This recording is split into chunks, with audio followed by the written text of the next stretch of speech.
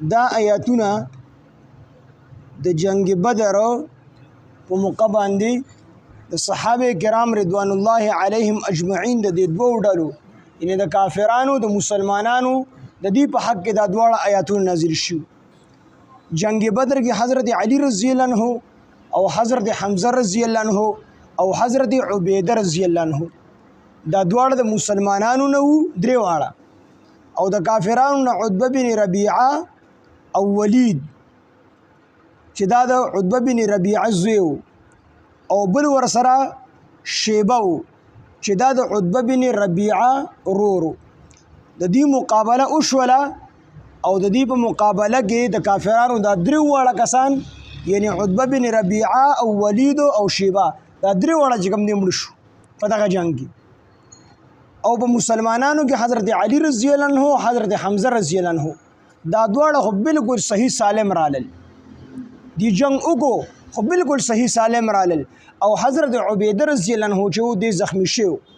دی راغو د رسول الله صلی الله علیه وسلم په قدمونو مبارکو کې پریوتو او د رسول الله صلی الله علیه وسلم په قدمونو کې ساور الله رب العزت دا آیاتونه نازل کړل دې کې مسلمانانو ته خوشخبری ده او کافرانو ته کوم دي زجر او توبیخ. خدا آیاتونه د دې سره مخصوص نه دي بلکې د ډومبه صدې د مسلمانانو نه راواخلي تر اخیره صدې مسلمانانو پورې د ټولو په حق کې د قوادی دي کوم چې د مسلمانانو سره شوي او د کافرانو لپاره مخصوص نه دي کوم چې په اول دور کې اول قرون قرن کې کوم کافرانو او په اخیری قرن کې چې کوم کافران به وي د دې ټولو په حق کې هم د قوادی او وعیدونه الله تعالی چې کوم کړی دي دغه به د ټولو په حق کې وي. البته د دغه خاص واقعیا سره نازل شوی دي خدای آیاتونه د دغه خاص واقعیا سره مخصوص نه دي د ټولو مسلمانانو د ټولو کافرانو لپاره دي.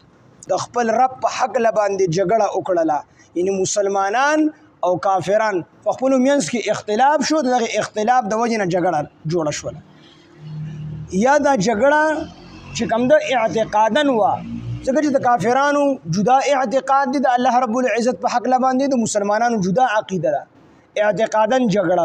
او کله کله چې کوم دي دا جګړه مباحثتن اومشي یو بسره بحث مباحثه ومږي د الله رب العزت د ذات په باره کې د اسلام په باره کې د قرآن په باره کې د پیغمبر په باره کې کافرانو مسلمانانو یو بل سره مباحثه وکړله نو دا جګړه یا مباحثتن